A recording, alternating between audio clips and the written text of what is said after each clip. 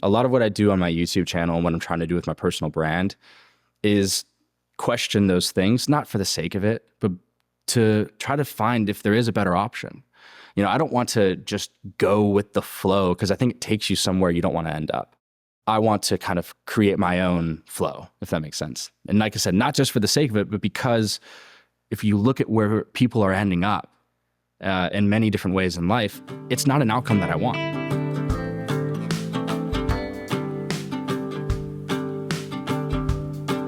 Hello and welcome back to the Hannah Frankman podcast. On today's episode, I'm speaking with Cade Prior. Cade is a grown-up homeschooler who works full-time as a filmmaker. And in today's episode, we went deep into Cade's experience growing up homeschooled and the impact that it's had on his trajectory as an adult and the trajectory of his career. We talk about whether or not being homeschooled was an asset in his early days as a professional. We talk about his experience becoming a self-taught filmmaker. We talk about why being homeschooled made Cade feel more equipped to be self-directed and to be intrinsically motivated to do good work, and why it's enabled him to do the work he's doing now, making films about fairly controversial topics like all carnivore diets and the benefits of drinking raw milk. Cade was super fun to talk to, and I really hope you enjoy this interview. Cade Prior, welcome to the podcast. Hannah, thanks for having me. I'm stoked to be here. A real-life grown-up homeschooler. I have to ask you, are you unsocialized?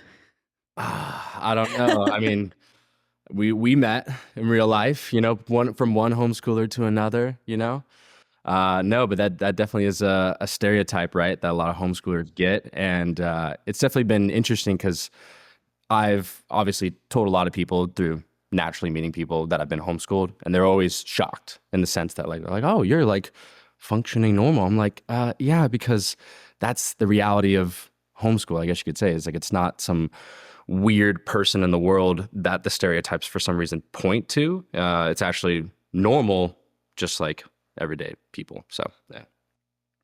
We met almost a year ago, right? It was the summer of 2023, and I came on the Radical Health Radio podcast. You were working in the production studio, and after the interview, the host, Steve, pointed you out and said, oh, Cade was homeschooled.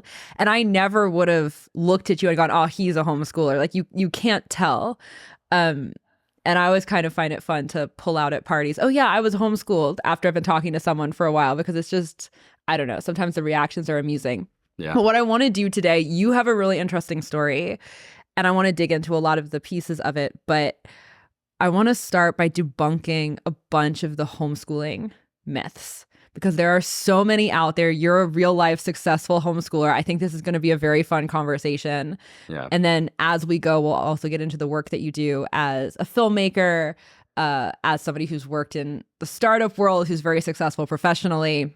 We got to start with the homeschool stuff, because so many parents are afraid of what their kids will turn into if they're homeschooling, and we got to go break up some of these stereotypes. I agree. So you grew up homeschooled all the way through, right? Until your senior year of high school? Yeah, well, actually, so the last year, basically senior year, I went to a private school. So, but all the way up until then, homeschooled. And I really only went to private school for basketball.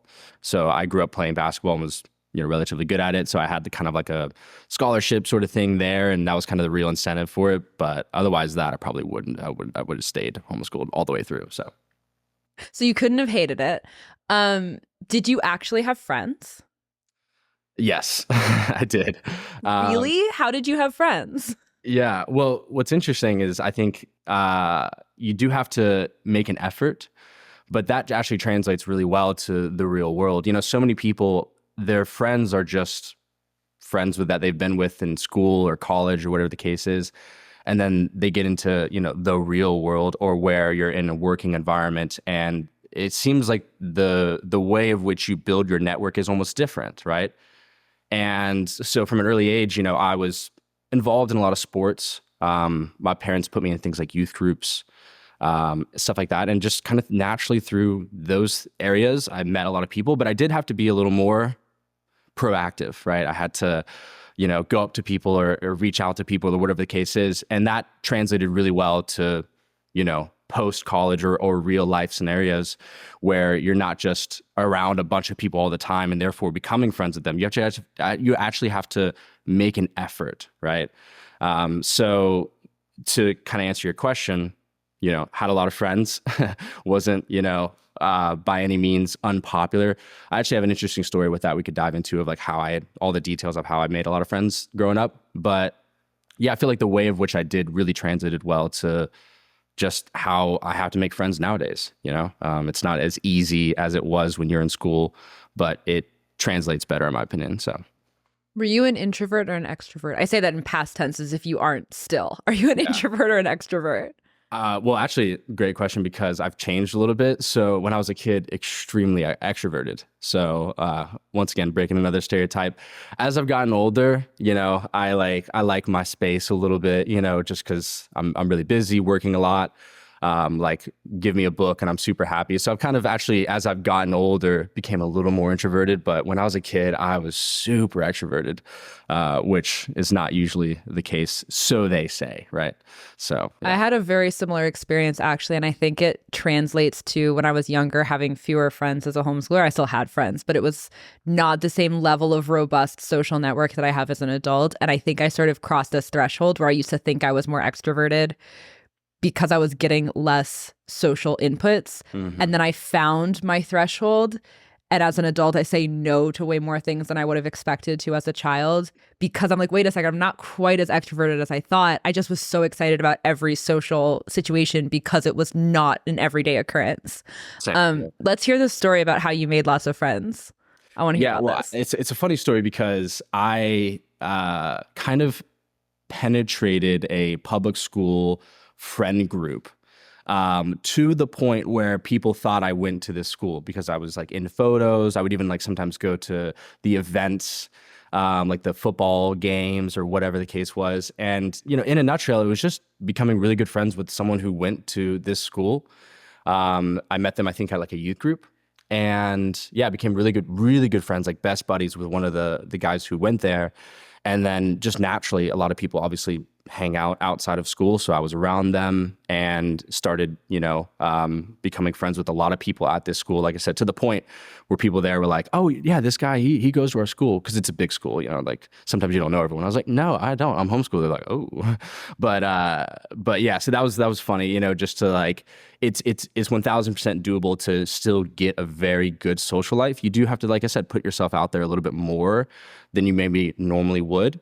But I found that, just not inauthentically, but just being yourself and, putting yourself out there, you're going to find the right people that need to be in your life for that period of time. And that's in a nutshell what I did.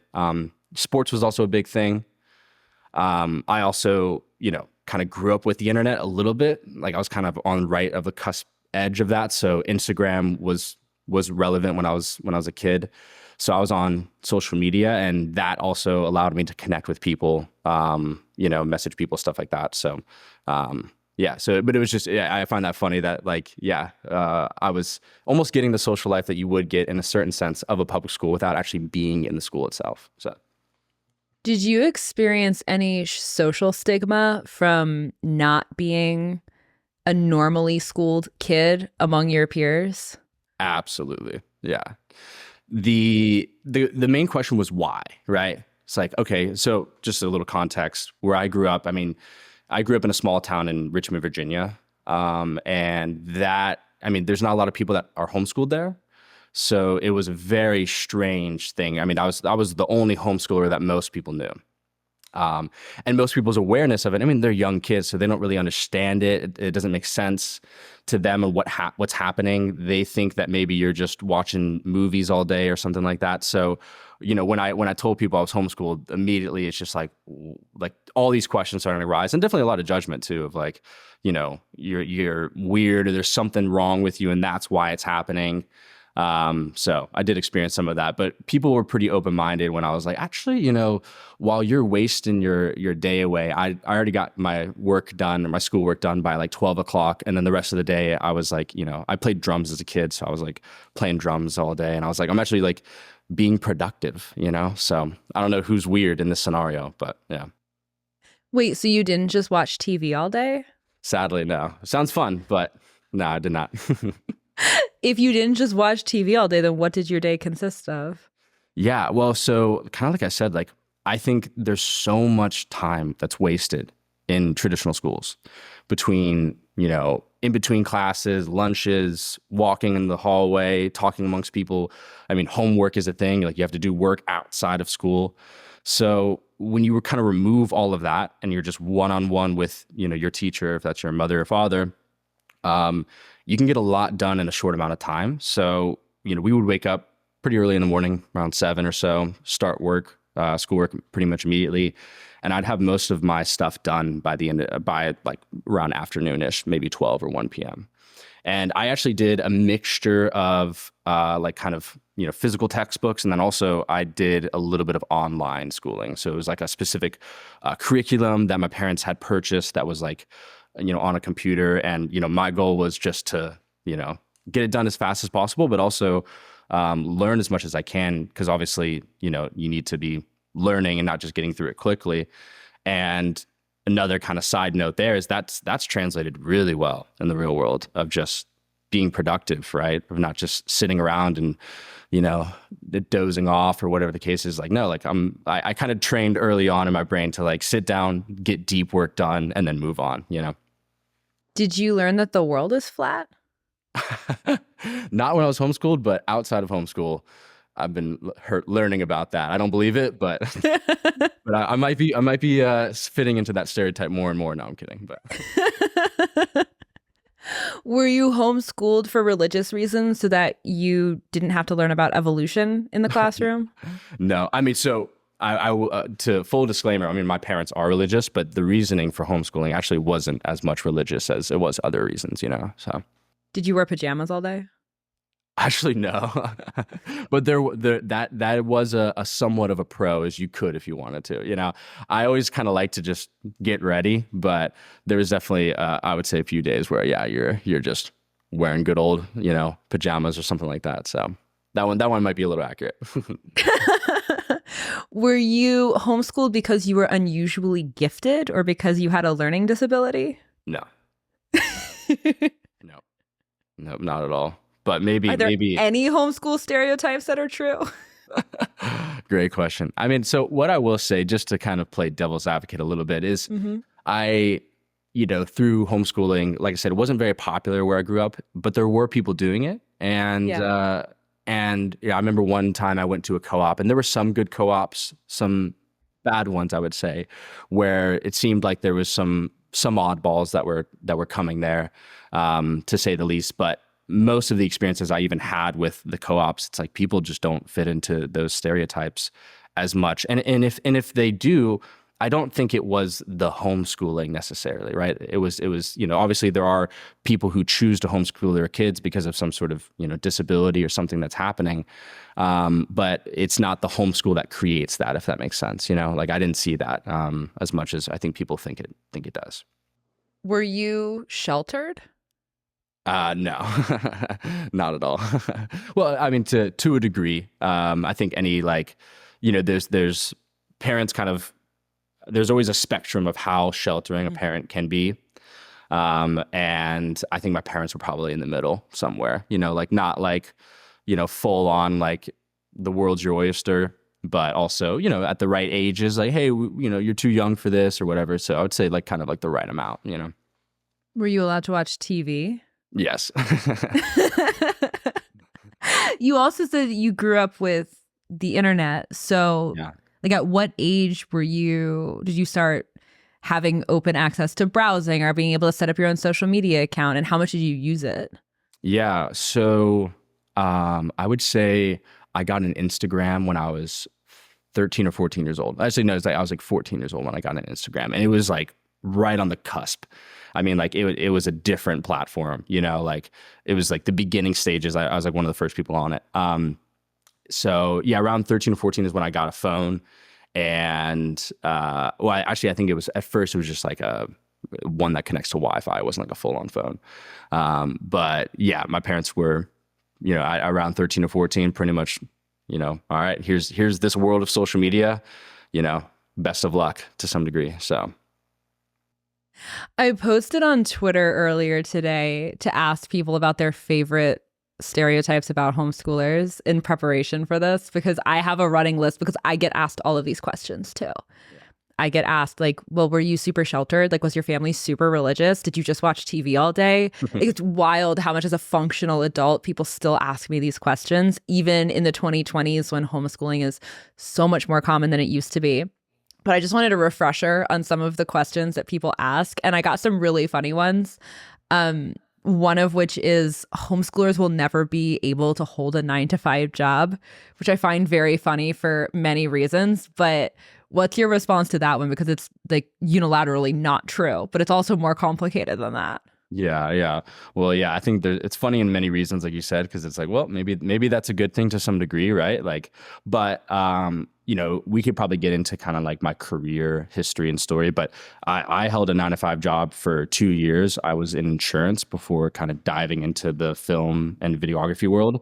Oh, So I didn't know that. Yeah. So like I said, we can get into this kind of whole story. I always, since I was a kid, I wanted to work. Like I wanted to work when I was like 11 years old. Like I have that in me for some reason. And long story short, I was working for a company called Allianz. They're a travel insurance company. I worked my way up through 2 promotions. Started off just kind of like on the low end, like it was a call center originally, so I was taking phone calls all day. And then I was promoted to a claims examiner, and then ended up in licensing before I quit and then started doing videography. But that was like, your typical, it's not great. It wasn't a fun experience, but I, never missed a day of work except for sickness or whatever. And, was doing just fine. And of course, even people were like, oh, homeschool, interesting, but, so that one doesn't hold up either, 9-to-5.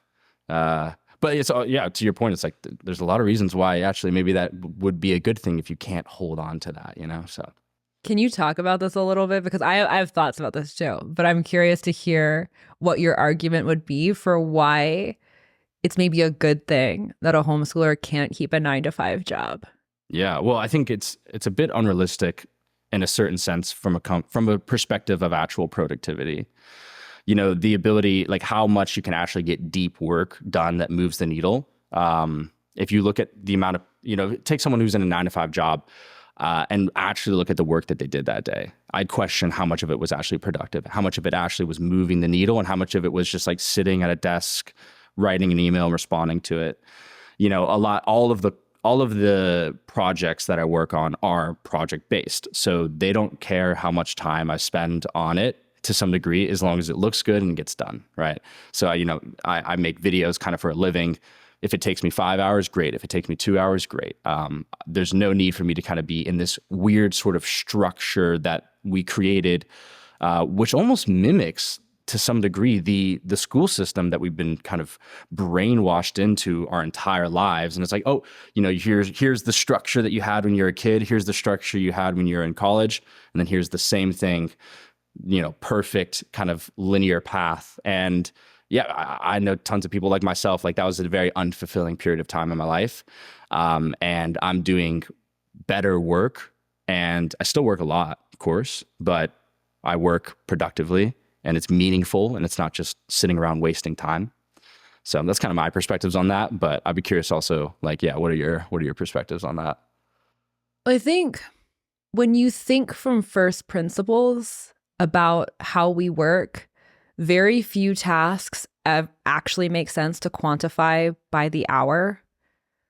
Very few things are most easily measured by the hour, unless you're trying to fill a room full of people and sort of mass aggregate outputs. Really what matters is what you're creating or what you're accomplishing, and that very often is not attached to time, even for an individual. Like I will have a day where it takes me 20 minutes to write an entire Twitter thread, and I'll have a day where it takes 2 hours because I go and I want to research something, or I get distracted reading something, or I have to go find the data that I'm looking for to back up the point that I'm making. Is one of those Twitter threads more valuable than the other? Like, not really. It's a similar output for a similar goal. but the amount of time it takes me to do the thing varies, even depending on my state of mind. If I'm underslept, it's going to take me longer than if I got 9 hours of sleep and I feel amazing. Yep. It's going to take me a different amount of time if I do it in the morning or if I do it at night. And I think I'm very pro quantifying work by outputs and not by hours, because I also didn't grow up in an environment where measuring hours was relevant for really anything. Yeah. And I find it to be a very, like, if you start measuring things by hours, you're already losing, because you can just be watching the clock. Like, you can just sit there and be like, okay, if I sit here for 20 more minutes and look busy, then I can go home. Yeah. And that's such a toxic way to live. You're like trying to spend your hours so that you can have your free ones at the end. Like, what a horrible existence. Totally. Yeah. No, I've experienced that too. I think from a business perspective, it makes a lot of sense. Like, if we're going to bring in money to this, like, you're going to see way better results when the metrics of success are not based on how many hours you put into something, but like you said, the output, and also the value and the quality of that output. I work in the world of video, and I work with a lot of editors, and I've seen editors pitch me on like, hey, this is how many hours you get of my work per month. I'm like, hey, I don't really care.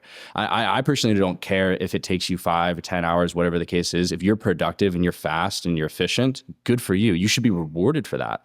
What I care is if the output is good. I want good stuff. I want quality. And sometimes, like you said, there's variance, right? Sometimes it takes a little more time for the same thing that didn't take you previously less time, or whatever the case is. So to your point, I think, yeah, if you're looking at it from the pure perspective of what's the goal, what are we trying to accomplish, and kind of first principles, reverse engineering that, measuring time for value is just, it's not going to work. And I think that was created in a sense where they were just like, hey, we just want to sit people down and, we're paying you per hour and this is going to work. And it's like, and people in that environment usually don't thrive as much as if they shifted their focus to like, if I can get this done in this amount of time and I can produce this, that's way better, Yeah, I have very strong feelings about this on a personal level. I hire people to work under me doing marketing work for some of my clients, and I always set up arrangements based on outputs and not hours, because I don't like working that way myself, and I don't want to track somebody else working that way. So unless you're doing something like assistant type work where it really is kind of hourly, it's like, it's going to take me this much time to get through these many tasks, and it's like kind of on a rolling basis, it's always output based, because I just so much prefer working that way. Yeah. Let's talk about your career as a filmmaker. Okay. I didn't realize that you'd had like your original working experience, or I don't know if original is the right word. Like, correct me if you had high school working experience and then this was like your first job out of high school or college doing insurance, but I didn't realize that this was a later pivot to get into film. And I want to hear this story. Yeah. Well, I'll start off with kind of what I said originally. Since I was a kid, I always wanted to work. Like, I very young would like open up garage sales or like room sales, just like a joke, or not a joke, but I thought it was serious. But I was probably like 7. I'd sell my toys to my parents, and they would, they'd participate because I thought it was funny. But I always like, I didn't. It wasn't so much about like, I don't have like this crazy desire or craving for money. I just like the process of like building things. And so from a young age, I was very interested in that, and I worked a lot of odd jobs because of that. So I grew up playing drums. So like one of the first jobs I had was teaching drums. So I had a few kids that I would teach drums to. It was a very easy thing. I think the connections were somewhat through my parents. When I was 14 years old, I had a phone, like I told you about. I grew up also skateboarding too. That was another place that I met people. I was at a skate park. I was filming friends skateboarding, and I saw these people arguing in the background, and I went over to where they were arguing. I filmed them. I put it up on YouTube, and it went viral. I think today it sits at like 16 million views, and that generated a decent amount of income. I think it's anywhere from around $20,000 to $30,000 that brought in, and most of those views came into my fold when I was really young. So I also had like money coming in from there, and I was like, oh, cool. I wasn't very smart with that money, unfortunately. So I kind of missed that mark a little bit, but You whatever. didn't buy Bitcoin? Yeah, I wish. Actually, funny enough, I remember my parents, they were looking back at some of my history. And when I was around that age, I was looking into Bitcoin. I never bought it, but I was like looking into it because I'd heard people talking about it. And this was before it was big. So I mean, when it like went super popular, my parents hit me up. They're like, "Did you invest in this?" I was like, "No, but I did. I was looking at it. Just not smart enough, or maybe I was smart enough to not do it. I don't know." Anyways, then I so some ways of making money there. I got a car, and I went and started doing delivery driving for Chinese food. So that was like one of the things that I was making money for. Uh, then that worked out for a bit, and then while I was doing that, I got a job as a boat detailer. So I was manually detailing boats. I was kind of like really like polishing them, making them look nice. And then around that time, I decided to kind of get into more of a stable, kind of like real job, I guess you could say. So I started working for a retail store. Within about 3 months of joining that retail store, I was promoted to one of the managers of the store. They had like 3 managers, and I was one of them. One of my employees that I was managing left to this insurance company, and she referred me. I think she got like a bonus for it. I went to that insurance company. And around the same time of starting that insurance company, keep in mind, I had this YouTube video that had done well. So I had a seed planted in my head to start making YouTube videos. And around the same time of starting that insurance company, decided to, while working the full-time job, to start a freelance / YouTube business with video. So in a full kind of retrospect, this is a crazy story. I was 16 when I graduated high school, and then started working the retail stuff. I was 18 when I went to the insurance company, and around that same time is when I started doing film. Did the insurance work for about 2 years, then COVID hit. At that time, I had the freelance kind of business / stuff kind of small. During COVID, I decided to reach out to a company in Austin, and they offered me a job as head of marketing for a CPG company.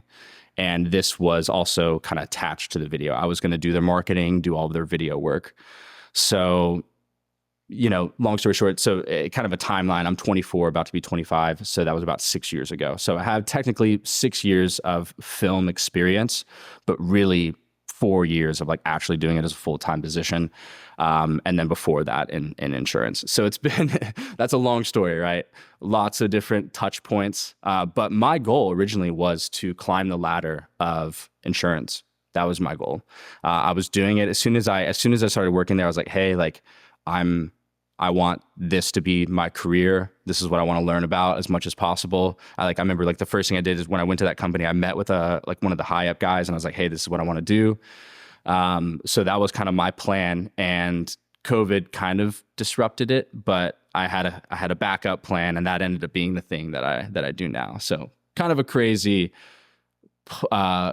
career story, because I've worked a lot of jobs in my short years of living, but it ended up being, I kind of landed on the thing that I feel like I'm the most gifted at, and I thank God for that. And I also feel like it's the best career for me in the stuff that I want to do in the world, the impact that I want to make and stuff like that. So I'm super grateful. I think everything has happened for a reason, and I've been pushed in this way since I've been a kid, pretty much, it seems. So that's kind of a long story, but yeah, lots of different job experiences, from corporate to teaching drums and shit. So do you think that if COVID hadn't happened, you'd still be an insurance salesman? Probably. Yeah. Yeah. I mean, so it's hard to say, because I was starting to, like I said, while I was doing the insurance company, I was doing YouTube, and my YouTube videos were starting to do well. So what is kind of this weird thing where actually when I got a job in Austin doing video work, I kind of put YouTube on a pause because I wanted to crush at this position. So I even wonder, who knows, but maybe I would have kept doing the YouTube stuff, and that would have blown up more. But more than likely, actually, if COVID didn't hit, I probably would still be in Virginia doing insurance for sure, which is, kind of sad in a certain sense, like once again, beautiful things coming from something that's quote unquote bad. But yeah, it's interesting. Today's episode is brought to you by the John Galt Mortgage Company. I promised myself when I started the show that I was never going to have a sponsor unless I could truly endorse what they are doing. And that could not be more true for the John Galt Mortgage Company. My friends Mitch and Tim started the company earlier this year after working in the real estate world for years and realizing that mortgages are way more expensive than they need to be. Most real estate agents don't actually know how much extra profit is baked into the cost of a mortgage. So Mitch and Tim started a new kind of mortgage, one where they cap their own profits on every transaction and pass the savings along to you, the buyer, in the form of a lower interest rate. If you are in the market for a house, I absolutely recommend checking out what Mitch and Tim are doing. You can find more at www.johngaltmortgage.com, or you can find the link below in the show notes. Okay, back to the show. So you never went to college? Yeah. So when I graduated high school, like I said, I was 16. This is because my parents started me early. I started a year early in homeschool, and then I skipped a grade. When I graduated at 16, immediately I went to a community college. And the goal was there's like this transfer period that you can do. So you can do 2 years at a community college. You can transfer those credits over to a full, normal college. And after doing about a year and a half of that, I had a lot of work opportunities, like I said, where I kind of had to make this difficult decision where like I love learning. It's super important for me to dedicate a lot of time to learning. I think college is, maybe a good place to do that, maybe not, I don't know. But I do think that to some degree, college is sort of a good thing for learning, right? If that's your goal. So I definitely wanted to go to college because I wanted to have credentials and all that different stuff. But I was kind of in this weird position where I was like, I can, continue this path, and it's distracting. I'm trying to work a full-time job and do this at the same time. And if I go to college, I'm decreasing my net worth. I'm going to loans and all this different stuff. Or I can go here and increase my net worth and maybe have kind of a strategy. And what's kind of the point of going to college is a job. So I already kind of had that lined up. So I ended up dropping out or opting out around, like I said, around the same time that I went to that insurance company. It was definitely sort of a difficult decision, but I think it was also one of the best decisions I made, just for me personally. I don't think I would have thrived in that environment as much as I do in like a working environment. So. Have you ever run into a point, and I ask you this because I get asked this question too all the time.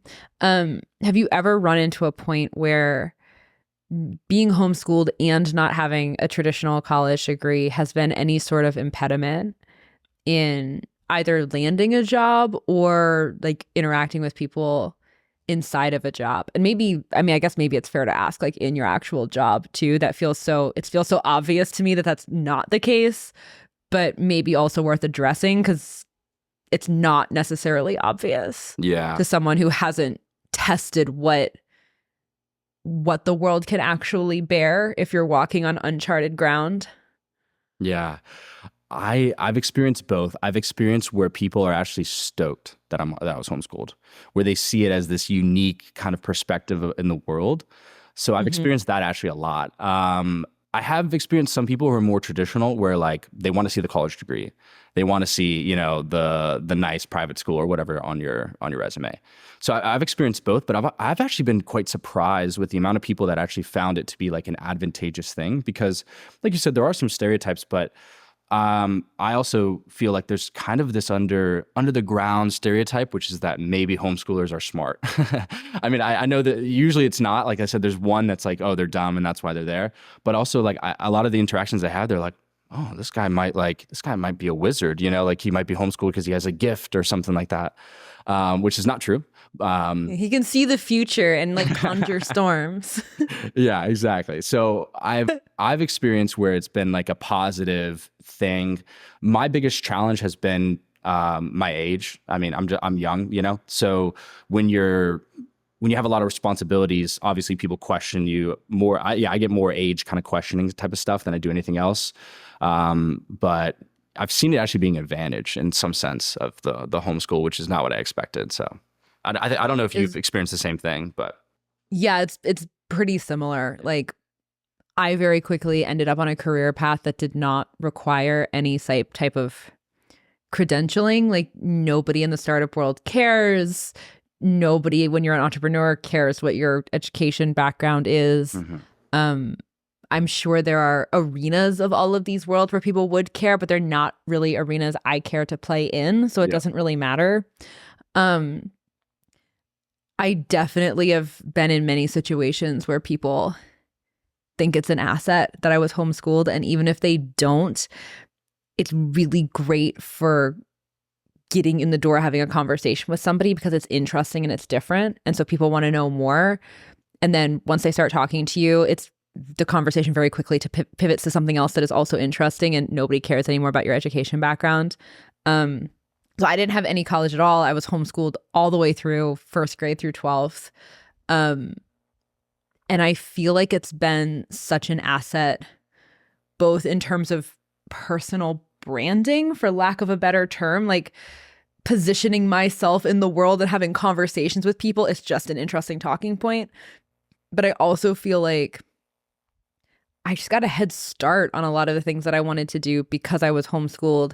And there's a lot of assumptions about how the world works that are instilled in school that I never had to unlearn because I was never there. So a lot of the things that I feel like I want to go out and do, and there's no clear path for me to get from point A to point B, I'm not afraid just to be like, oh, I'll figure it out.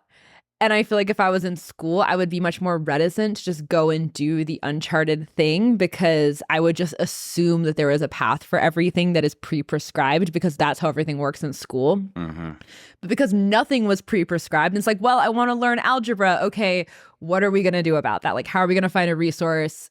What worksheets am I going to use? How much do I actually have to do? There's no clear cut, oh, you just sign up for this class and then someone will tell you what to do every day. And so I feel like that's really translated to how I've thought about my career. Like, I think I'm way more entrepreneurial than I probably would have been if I'd gone to school because I just assume the world works this way. Yeah. I'm really curious how much of that translates to your experience too. Like, you are also very entrepreneurial. How much of that do you think is a byproduct of having been homeschooled? I think a lot. To your point, I think it was a lot. Because you're not in the framework that most people are in. And, I've seen this a lot too, where I think there's like some statistic or number of like the amount of, I don't know, I think it was like, I'm pretty sure Elon Musk like dropped out of college or something like that. There's like some statistic where there's like a lot of these like really high level people who like just chose to not kind of go down that path. And I think it's because that structure to some degree actually inhibits growth, right? It inhibits you to kind of be scrappy and be really creative. And that's actually why like I've gravitated towards working with startups because that's like the world I'm used to, if that makes sense. And I contribute a lot of that to homeschool for sure because I didn't have to unlearn anything. And I see there being kind of that, what you said, a little bit of unlearning that people have to go through versus it was all kind of just new for me from the get-go. So I feel like it's translated a lot. I question this all the time, like how different I would be if I went to a traditional school. And it almost not makes me sad, but it does because there's parts of me that I'm like, wow, like I really like this about myself. And that I think it stems directly from homeschool. And that one decision could have changed who I am entirely, and that's a crazy thought. Like I said, I like the entrepreneurial world. I find it fun, kind of in a different section with a more video type of stuff. But for me, I do think if I wasn't homeschooled, I'd probably be doing something way different, and probably not as good at it as I maybe am to some degree. So I kind of like the analogy of the like neatly pruned pine trees that are being grown to be Christmas trees. Like, if I had been in school, I would have been all neatly pruned and I like would have been, there are things about how I was shaped that would have been much more beautifully like perfect and well conformed. But I kind of like that I was allowed to grow wild and unruly. I feel like in the long run, if nothing else, it makes you different, and different is interesting. But I also think it's, vastly beneficial for so many different things. in my life, are there specific things that you think about that where you're like, oh, I feel like this thing about me like actually is like a thing that I can pinpoint that would have been different if I had gone to regular school? Yeah, I mean, I would say a lot. I mean, obviously with my career and kind of starting very early, I mean, that's like the first place I would go to is like, I would probably, it's hard to say where I would be exactly. It would be a cool side-by-side comparison for sure. But I think that's the first thing is like, you know, I think we do a lot of things with age where we're like, okay, when you're 16, this is when you can drive. When you're 18, this is when you can, do this. When you're 21, et cetera. And these kind of stem from, majority of people at that age. That's potentially when they should be allowed to do X, Y, and Z. I never felt like I fit into that. I always felt like I was being held back in the world. And for me, it would have been soul crushing to be in school with having that in my, more of a nature thing just about me of just, like I said, since I was a kid, I wanted to work and was upset that there was a law that I had to like go through in order to get like a worker's permit as a kid. I was like, what? I just want to work, So I think it would have been first off career wise, definitely destructive in a certain sense or very different than where it is today. And then also, I think my growth overall would have been stunted. So I contribute, a lot of what I've been able to do at a young age because I just wasn't being held back by school. So that's kind of the biggest things. And then, I mean, it changes the course of your kid's life, Small decisions can change your life dramatically. Imagine a big one like homeschooling or traditional school or private school. So these are important decisions that you need to think about. And I do think it's safe to say that almost everything about me would be different. And that's crazy. It's pretty crazy.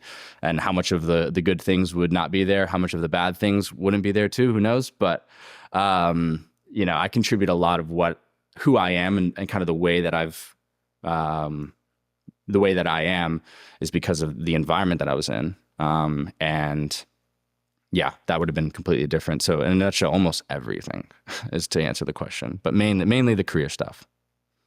Where do you feel like the strong desire as a kid to work came from? Do you feel like some of it was cultural? Like, did you grow up in a household that really valued it? Did you have people around you that modeled it? Or does it feel like just a very innate personality thing? Yeah, that definitely is a bit of nature. I didn't grow up quite poor per se, but definitely not in a wealthy family by any means. So maybe there were some desires there of like, trying to not get out of that per se. But and then I always had a very obsessive personality. Sounds kind of bad in a certain sense, but I've always thankfully put it into good things. But when I find something, I get obsessed about it. So like I said, I grew up playing drums. I found drums when I was 8 years old and just would not stop playing it. I mean, I loved it. I wouldn't stop, and I became very good at it at a very young age because of that. So I've always kind of had this, like, since I was a kid, just like when I found something, I'd be obsessed with it. And that's all I wanted to do. And I feel like, the kind of the career stuff and working and that stuff kind of tugs at that in a similar sense of like, it's doing something and I can get obsessed with it and stuff like that. So, but honestly, what my parents have told me about that with myself is it was just like, it was a lot of it was actually kind of nature. And that's kind of what I said. I feel like that thing about me that's kind of just for some reason in my biology would have been crushed by the school system because I would have been having to fit into this very rigid system that doesn't really promote that style of thinking. They don't promote new ideas. They don't promote new ways of thinking. They promote this is the right way. This is the path. You have to follow this. So to answer your question, yeah, I don't know where it exactly stems from, but I do think that it would have been probably negated if I would have went to traditional school for sure. Do you have siblings? Yeah, actually, so I have a brother who was also homeschooled with me as well. Older or younger? Older. By how much? 2.5 years. Okay. Yeah. I feel like that being homeschooled as an only child is a completely different conversation with the socialization piece. Mm-hmm. was his homeschool experience fairly similar to yours, or was it very different because the two of you have very different personalities? Yeah, we definitely are different, but similar in the same sense, because we are brothers. But yeah, I mean, I would say like our experience homeschooling, a lot of stuff, we were homeschooled together, so we were around each other all the time. Like you said, that is a good point of being an only child homeschooling could be lonely. I could see that being the case. So it was nice having a brother who was going through the same thing. And even, maybe helping me out with some stuff that I couldn't quite understand because he was older. So that was definitely an advantage for sure. And yeah, we had pretty similar, experiences with homeschool. And then, just different decisions that we took after homeschool, if that makes sense, but he's a great guy. We're super close. So I'm super grateful for him. But yeah, it was nice having a brother growing up doing the same thing, So you had this one YouTube video that went super viral when you were in like middle school. And then you're 18 years old, you're working in insurance, you're working on building a YouTube channel on the side. And then eventually you pivot from that to going full time into the film thing. How did you learn about film? Did you work with people who were mentoring you? Was it entirely self-taught? What did this journey look like? Yeah. So when I was interested in doing YouTube, one of the things that I was really interested in was not so much about YouTube itself, but almost the cinematography, storytelling, film that you could bring to the world. Like that's what appealed to me. It wasn't about like getting a bunch of views. Really, I wanted to create really good content that helps people and do it in a very creative way that I get to like express myself in that sense. And when I decided to start learning it, kind of once again, the similar thread, got kind of obsessed with it. So all I wanted to do was learn film and learn everything I could about it. So I'm a big reader, so immediately I gravitated towards as many books as I could read, as many textbooks. Obviously, YouTube was a fantastic kind of out source of information. I mean, you can learn a ton, especially in this world. And then I also studied. I wanted to get into documentaries. That was kind of the thing that I wanted to get into because it kind of fit that storytelling, also exposing information in the world or whatever the case is. So I just studied documentary filmmakers. I'd watch interviews. I wanted to get into the mind of how they think about things. So one of my favorite documentary filmmakers is a guy named Matt Diavella. He's a fantastic documentary filmmaker, and I learned a lot from just kind of watching his documentaries, seeing what he was creating and the way that he created it and stuff like that. And then it's a lot of trial and error. A lot of the stuff that I did in that world was I would a lot of times in the beginning work for free. I would pitch clients on ideas and I'd be like, hey, I'm just getting started off. Like, I'll do this for free.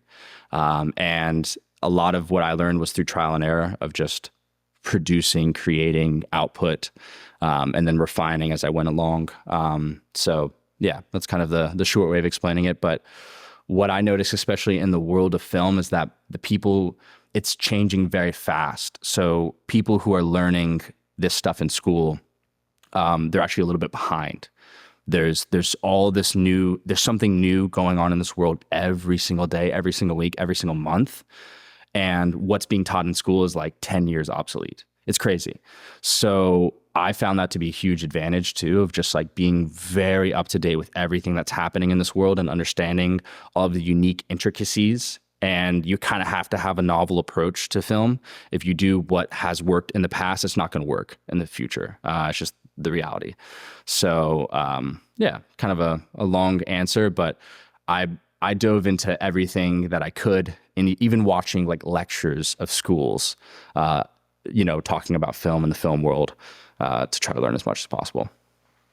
It's amazing how much of that you can just access online and how underappreciated that is. Like, it's weird that you can get a Harvard education for free on the internet by watching Harvard's open courses, and yet people will turn up their nose at that. Yeah. It's like, oh, well, you didn't go to Harvard. It's like, you can get all the same information online, Yeah. And then on top of that, I mean, yeah, I'm incredibly grateful with the technology we have to be able to learn stuff. It's never been easier, right, to a certain degree. And then also, I think when you learn something and it's very intentional, like I was learning and immediately applying it versus in school, I'm just kind of learning it theoretically. And yes, they obviously somewhat have you apply it. They have you creating stuff, but it's not you don't get the real world feedback that you get when you're like, this is a real client who's going to pay me money to make this. It's different. If like they like it, if it's good, if yeah, it's quality. yeah, it's so different, and I value that so much. And then also when it's very intentional, like when you're like, I want this. Like I'm not getting this degree from my parents or whatever. It's like I actually want this. I think you're way more attentive when you learn. You're like there, like I'm like absorbing all the information. I'm not just like, oh, this is just another assignment that I have for the day, right? It's like, no, like I'm like actually learning, and that's what I want to do. So to your point, yeah, that makes total sense. I also think that your point about the fact that film school is so far behind the actual technology capabilities that exist is really important. And that's not limited just to film. That's true for really anything that has a very large technical underpinning, which honestly now is almost everything. Yeah. But anything that has like a very heavy technical component and has very quickly evolving technology is very hard to structure something as structured and as calcified as a college course or even a high school course that's also going to be up to date.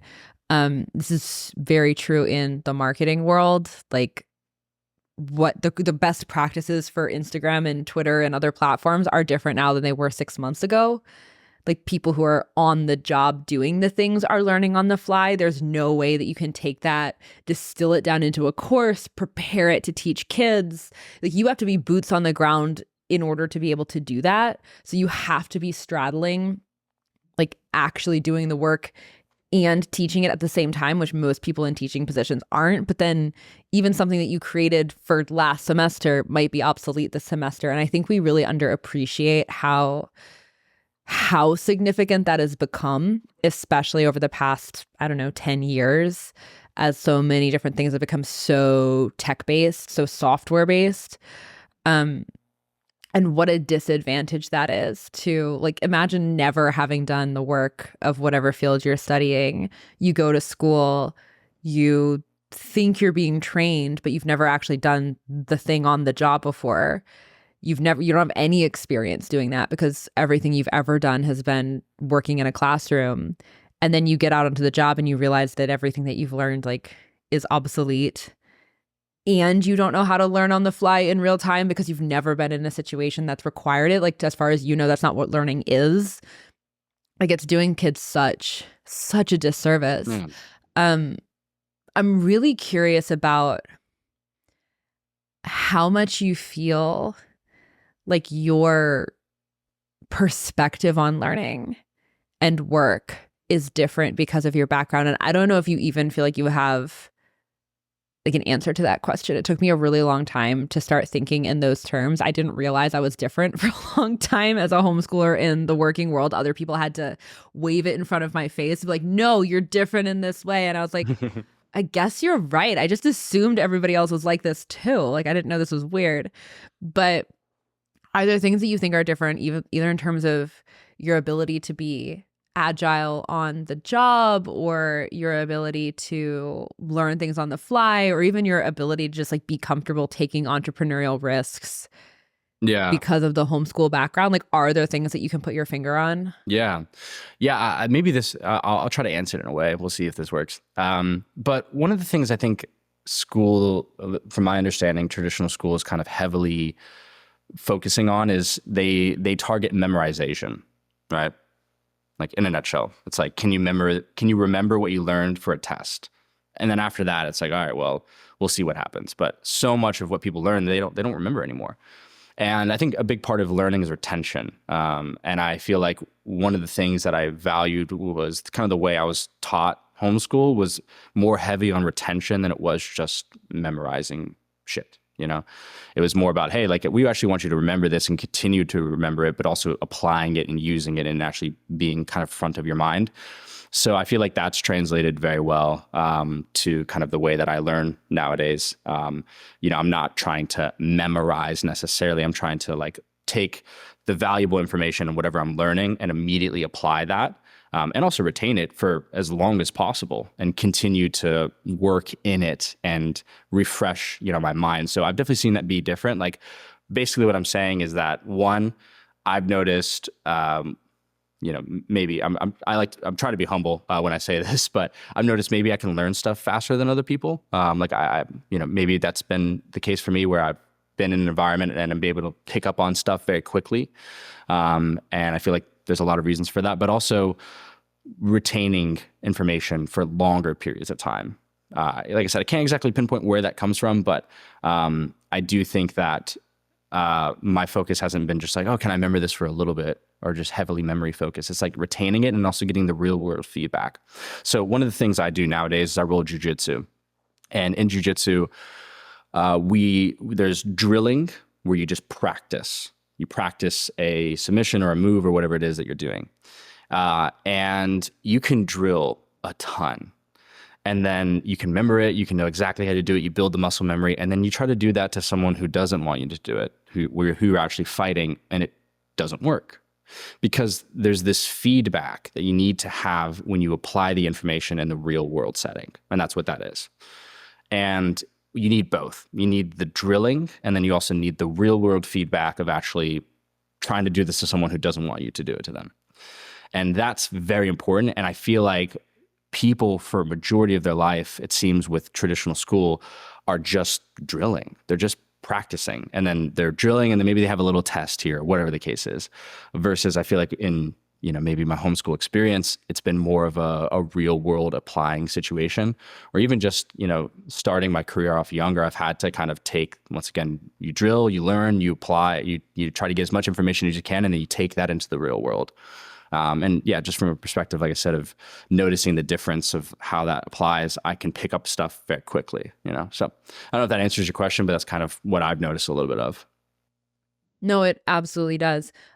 Let's talk a little bit more about your film, because you've also won awards as a filmmaker, correct? Yes. Yeah. Mm-hmm. Tell me about this. Yeah. So through moving to Austin, originally working for that company, things didn't work out with them. I ended up leaving, and then started doing freelance, and then eventually was offered a job through this company called Heart and Soil. The goal of coming on with them was to produce documentaries. So obviously I do a bunch of stuff for them outside of documentaries, like the podcast I produced that you were on. That's where we met. And I joined them in 2022, started filming this documentary called Nourished. It was a super cool piece. I love this project. It's a documentary about pregnancy. So we interviewed 4 mothers, 2 doctors, and 1 midwife who's like a birth doula, kind of home birth person. And her name's Lindsay Miles. She's amazing. And that was such a cool experience. When I was creating this documentary, one of the things that I do is kind of a little bit of research of what else is out there. And to my surprise, kind of a good and bad thing, there was no documentaries out there like this. There wasn't a documentary where they interviewed mothers and they asked them about their diet or what they ate and how that affected their pregnancy. None. Didn't exist. So that's great, because I knew that I needed to make it, one. And then also, second thing, it sucks because I had nothing to like kind of compare it to. I was like, all right, the world is my oyster, blank canvas. And that actually, from a creativity perspective, can be challenging in some ways. I ended up creating this project very scrappy. So I directed, filmed, and edited it. And then I had a producer, her name's Noelle, help with a lot of the behind the scenes stuff. And we posted it in January of 2023. And then we submitted it for these things called Telly Awards. So these are really high kind of level recognition awards that you can achieve on films. And they won 4 Tellys. So pretty simple. But yeah, I'd highly recommend to, if anyone's listening to this and you're interested in the whole pregnancy stuff, it's cool. And we got to even I got to film like a placenta. It was like 2 placentas like out on a table, and one was a certain diet, one was another diet, and we got to like see the difference. So there's some cool stuff in it. It was a really cool experience. And yeah, won a few awards. And then I have 2 documentaries right now in the same kind of lineup. I'm waiting to see if they're going to win or not. So we're crossing our fingers on those. But yeah, it was such a fun project. I love it a lot. So A lot of the work that you do now, obviously with Heart and Soil, but also with your personal film projects and the brand that you're building, is around alternative health and just unconventional ways of thinking about health and wellness. And you can correct me if you think that that's an unfair characterization. I'm actually really curious how you would describe it. But from an outside perspective, it feels like there's a lot of very unconventional ways of thinking about everything from diet to like your floor bed stuff that's gone super viral, and everything in between. Where did the interest in all of this come from? And also just tell us a little bit about the work that you're doing on this side of things now. yeah, for sure. Yeah, so I'll answer this too with kind of a tie back to homeschool, because I do feel like I can kind of pinpoint this a little bit to homeschool. I feel like there's so much in our world that is considered normal that when you actually look at it, it's crazy. It's abnormal. It shouldn't be normal. We're just used to it. We're desensitized to it. I think school is kind of in that category. So when I was homeschooled, I kind of picked up on the fact that people consider this to be super normal, and what I'm doing is very abnormal. But yet these are all kind of relative terms. These are all things that we kind of just decide what is normal based on our culture or what is right. So one of the things that I realized also with health in a similar thread is there's kind of this mainstream narrative, this normal approach that leads people down a very sick and unhealthy route. And I don't think that that's good. I think we should question the normalities of our existence to try to find the truth, or at least the best way for us to live, regardless if it's acceptable in our society. So that applies to school, and I think it does apply to health as well. So when I started to dive into that more of, hey, okay, so health is kind of a broad category. So when you start to dial into a lot of these things, I see that thread almost everywhere. To your mention, I've made a few videos about shiki futons, which are these Japanese style futons beds. And those videos have done very well. And that's questioning the norm, questioning the traditional bed that we all sleep on, and saying, well, hey, I know this is normal, but what if there's a better option?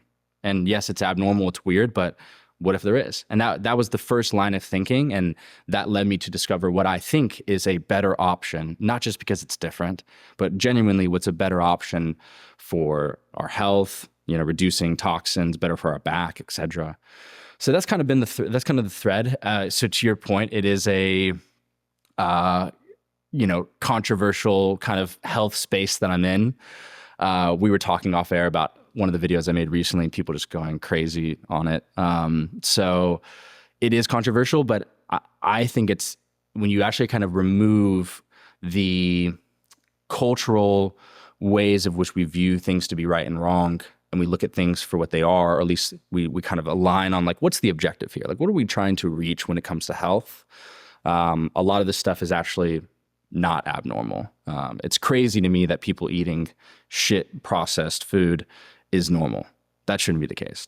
So to answer your question, a lot of what I do on my YouTube channel and what I'm trying to do with my personal brand is question those things, not for the sake of it, but to try to find if there is a better option. I don't want to just go with the flow, because I think it takes you somewhere you don't want to end up. At least that happens sometimes. I want to kind of create my own flow, if that makes sense. And like I said, not just for the sake of it, but because if you look at where people are ending up in many different ways in life, it's not an outcome that I want. If you want that outcome, that's totally fine. I'm not going to tell you how to live your life, but it's not what I want. And for me, I want to try to question those things to hopefully find the truth and what is best for my life and share that with other people. So it happens to be very controversial, but like I said, the Japanese futon is one of those things. I'm a big fan of raw milk, and people go crazy over that, but I like it. And I could talk a lot about that. I'm not anti-red meat by any means, but I eat a lot of it, and people disagree with me on that. So there's a lot of things there, right? But the ultimate goal is, hey, I want to find the truth. Like I'm a truth seeker. I do believe that there's such thing as truth in this world, and my goal is to try to expose that if I can, and share it with other people, with ultimately the goal of helping myself, but also if I could help someone else who's been in a similar shoe as me, I mean, that would be the ultimate best thing. So kind of a little rundown of that. I think all of these things that you're talking about are going to be of interest to probably a large subset of people who are listening to this. So I'm going to encourage all of them to go actually check out your content after they listen to this, because there's a lot that you go into detail on. But can you give us like a teaser or a crash course on some of these topics for people who aren't familiar with some of these things? Can we start with the Japanese futon? You said it's better for your health and better for your back. Can you give us the quick pitch on why? Like, how is sleeping on a bed on the floor better for your back than sleeping on an expensive mattress? Yeah, for sure. So these Japanese mattresses, they're called shikibutons, and that's just translated to mattress in Japanese. And so normal thing in Japan, very common. This is what they slept on for a long, long, long period of time. And you see different variations of these mattresses throughout the world. They don't have the sexy name, but I discovered these futons by asking that question of, hey, I know, these big, thick mattresses are normal, but what if they're not healthy for us? So, and then around the same time of questioning that, I was also reading a book on minimalism, and it was written by a Japanese author. His name is Fumio Sasaki. It's called Goodbye Things. Fantastic book. And he sleeps on a Japanese futon. So I'd seen that, and then I decided to look into it further and came across overwhelming evidence to show that firm surfaces are some of the best things for people to sleep on when it comes to back alignment. Like I said, this gets controversial, but pretty much most of the studies that you actually see on beds, they're not doing these studies with Japanese mattresses, but they're doing them with different firmness of beds. The ones that are medium to firm, on the firmer side, tend to be the best for overall sleep metrics, as well as recovery for back pain, as well as things like scoliosis and sciatica. Then kind of diving deeper into this world, I discovered people who sleep just on the ground. I actually have friends personally to me, like good friends, who they can't sleep on a mattress. They have to have something as firm as a concrete floor, which sounds crazy, or like a yoga mat. Like I said, it's insane. If you want to die, like I tried it, not for me, right? Like there's the skepticism is valid, but there's some people, like I said, who have these back issues and they can't sleep on a traditional bed, so they go to this. So I was like, okay, that's interesting, but probably not for me. I mean, I had some back pain. I thought it was for my sport, so I was like, oh, whatever. I mean, my goal is just like, I want to sleep on the best thing, but I'm not trying to like be some weirdo on the ground. But I did try it, didn't really like it, and then decided to try the Japanese futon.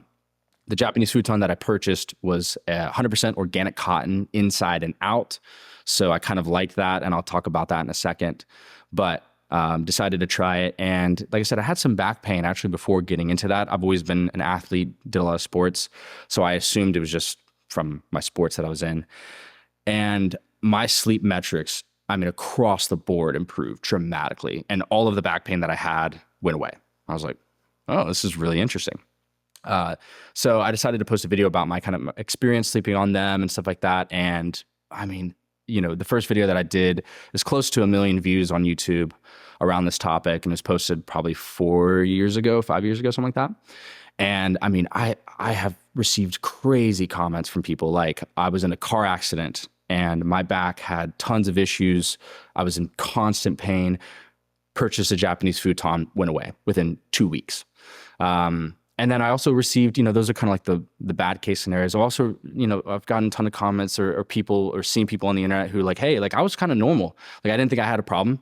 I was just sleeping on a traditional bed and decided to switch to these because I was curious and I feel so much better. Like I wake up refreshed. Like, sleep is a very important thing for health. So if you can improve this, it's really good. So that was like a really cool experience. And then throughout that time, I've made a couple other videos. And one of the things that I discovered after purchasing the Japanese futon that a lot of people are starting to talk about is the chemicals that are inside of mattresses. The chemicals inside of mattresses are due, one, to the materials that are used to create them, and then also to prevent them from catching flame. So they're called flame retardants. There's chemicals like flame retardants in a lot of fabrics and a lot of furniture. Rugs have them, furniture have them, but beds tend to be a really high source of them. And the goal is somewhat good. It's like, hey, they don't want these beds to catch fire. But these chemicals that they've been using as flame retardants, I mean, they're terrible. And there's countless examples of this. There's examples where women or young girls, like 7 years old, started to go through puberty. Early onset puberty.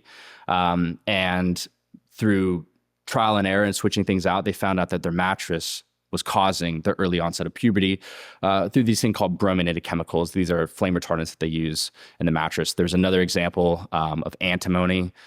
Polyurethane is the common material that's used to make beds. And through the production of polyurethane, it's heavily exposed to this thing called antimony. And it's a certain type of metal, and it's more dangerous to your brain than mercury. And this woman, she had permanent neurological damage from the antimony in her mattress. And she had her mattress tested, and it had something like 300 times the level of safe levels of antimony. I don't even know what safe levels are, but crazy. There's tons of lawsuits against big name brands like Tempur-Pedic for chemicals like, I forget the name of it, but tons of different chemicals in their mattress that is causing all sorts of problems. So it's pretty crazy. And then, like I said, you have the density. So there's two aspects to the Japanese futon. You can tell I'm passionate about it. I've been speaking a lot. I apologize. But you have the firmness, and then you also have the potential exposure to toxic chemicals. Then there's this third side, which is, okay, I'm not quite sold on the Japanese futon, but I do like the idea of maybe a firmer mattress or, a chemical-free option or whatever the case is. The Japanese futon, the one that I have, which I think is like one of the best you can buy, is about $350. If you try to buy another mattress outside of that, you're spending upwards of $1,500 to $2,000. It's practical. I mean, it's something that a lot of people can afford. And when you get into a lot of the health space and people try to, make healthier products, they overcharge a lot of times. So, I do think there are I think there's better mattresses, and you don't have to go to the Japanese futon if you don't like that. But when you think about the cost perspective, and also it's there's cool history to it. Like I actually am a fan of Japanese culture to some degree. There's a lot of there's more reasons to do it than not, for me at least. And I've kind of, like I said, just kind of shared that on my YouTube channel. And a lot of people have resonated with that. I've received a few comments from people who struggled with back pain their entire life. Like I recently received a comment this person transitioned at 70 years old to a Japanese futon after watching one of my videos and fixed like a whole 70 years basically of back pain that he experienced. And I'm like, wow, like that's amazing. Like, to relieve someone of that, it can be so debilitating. So that was kind of a long answer to what I think is a really cool thing that, once again, is not normal in Japan for sure, but not normal in the United States, but maybe should be. That's fascinating. Can you give us a teaser of some of the other topics? You mentioned raw milk. What are some of the other things that you also talk about in your content that people maybe should go check out if they're interested in unconventional ways of doing things and are particularly interested in taking like the quality of their own lifestyle and the quality of their own health into their hands? Yeah, so I'll kind of just name off a few. The first one is minimalist shoes. Pretty big fan of that stuff.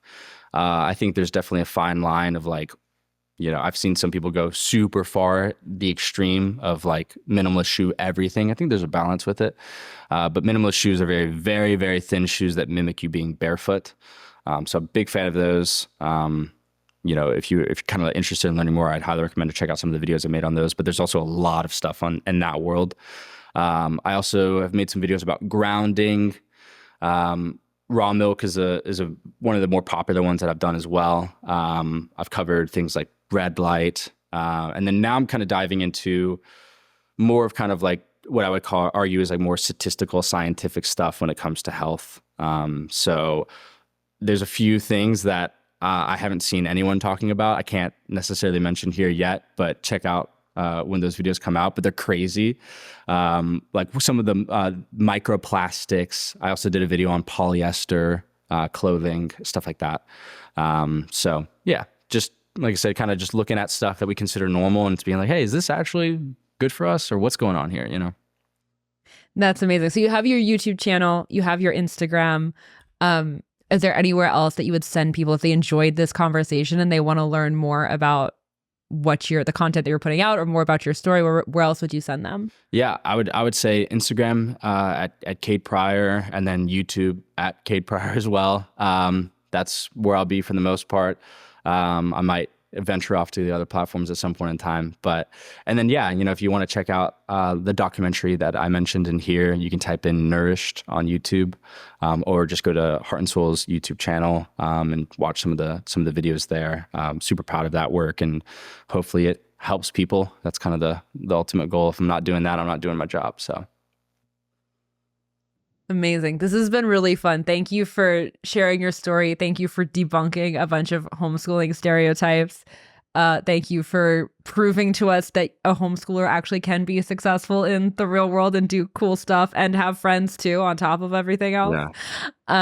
And talking about some of this health stuff too. I imagine some people will be bouncing from this over to your YouTube channel because you have a lot of really great stuff there. But thank you so much for taking the time for this. Yeah, thank you. Look, I made it an hour and a half here. I didn't have to get up and like move around, like I'm a functioning homeschooler. It's amazing. So it's you too. Crazy. I know. I sat here the whole time. Wild. I don't know where I learned how to do that. Yeah. Well, Hannah, thank you so much. I appreciate it. And appreciate your time. Same for you. Thanks, Cade. Thanks. See ya.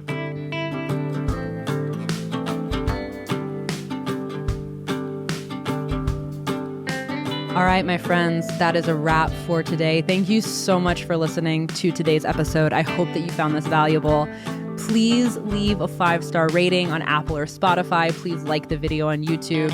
And please don't forget to subscribe on whatever platform you listen to make sure that you don't miss next week's episode. Thank you so much, friends. I will see you next week.